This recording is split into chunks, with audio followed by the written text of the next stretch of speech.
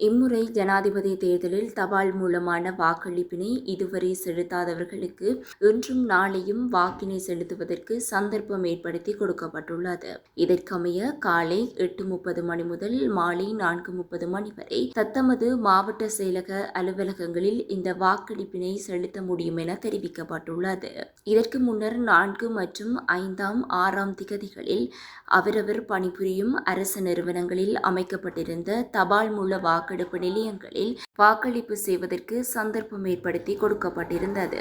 நாரகன்பட்டியில் அமைந்துள்ள மோட்டார் வாகன போக்குவரத்து திணைக்களத்தின் பிரதான அலுவலகத்தினை எதிர்வரும் 20ஆம் திகதி மூடுவதற்கு தீர்மானிக்கப்பட்டுள்ளது. எதிர்வரும் 21ஆம் திகதி நடைபெறவுள்ள ஜனாதிபதி தேர்தலுக்கான வாக்களிப்பு நிலையமாக குறித்த அலுவலகம் செயற்பட உள்ளமையினால் இத்தீர்மானம் எடுக்கப்பட்டுள்ளதாக தெரிவிக்கப்படுகின்றது.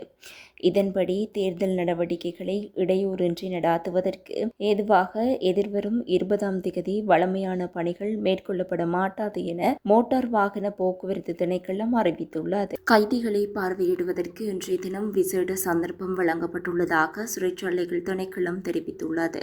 கைதிகள் தினத்தை முன்னிட்டு இன்று இந்த சந்தர்ப்பம் வழங்கப்பட்டுள்ளதாக சிறைச்சாலைகள் திணைக்களத்தின் ஊடக பேச்சாளரும் ஆணையாளருமாகிய காமினி பி திசாநாயக்க தெரிவித்துள்ளார். இதன்படி கைதிகளின் உறவினர்கள் கொண்டுவரும் உணவு மற்றும் சுகாதார பொருட்களை கைதியொருவருக்கு போதுமான அளவில் வழங்குவதற்கு சந்தர்ப்பம் வழங்கப்பட்டுள்ளது. நாட்டில் உள்ள அனைத்து சிறைச்சாலைகளிலும் சுகாதார வழிகாட்டுதல்களுக்கு அமைய இந்த நடவடிக்கை மேற்கொள்ளப்பட்டுள்ளதாகவும் அவர் மேலும் தெரிவித்துள்ளார். கைதிகள் தினத்தை முன்னிட்டு பொது மன்னிப்பில் 350 சிறை கைதிகள் விடுவிக்கப்பட உள்ளனர். ஜனாதிபதிக்கு வழங்கப்பட்டுள்ள அதிகாரங்களுக்கு அமைய பொது மன்னிப்பு வழங்கப்பட உள்ளதாக சிறைச்சாலைகள் பேச்சாளர் காமினி பி திசாநாயக்க தெரிவித்துள்ளார்.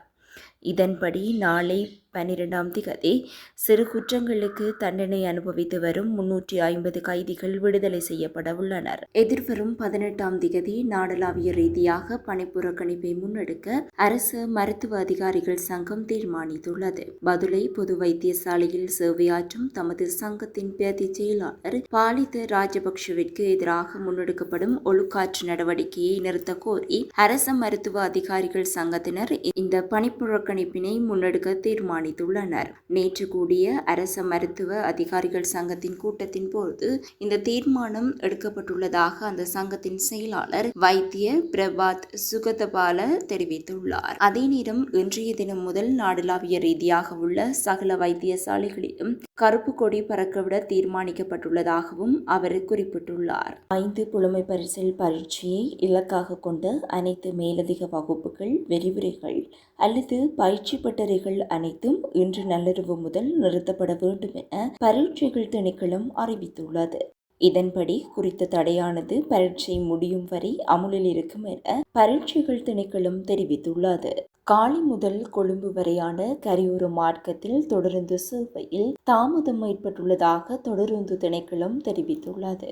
வெள்ளவத்தைக்கும் பம்பலப்பட்டிக்கும் இடையிலான தொடருந்து பாதையில் தண்டவாளம் சேதமடைந்ததன் காரணமாக இந்த தாமதம் ஏற்பட்டுள்ளதாக திணைக்களம் தெரிவித்துள்ளது. தொடருந்து சேவையை சீர் செய்வதற்கு துரித நடவடிக்கை எடுக்கப்பட்டுள்ளதாகவும் ரயில்வே திணைக்களம் மேலும் தெரிவித்துள்ளது.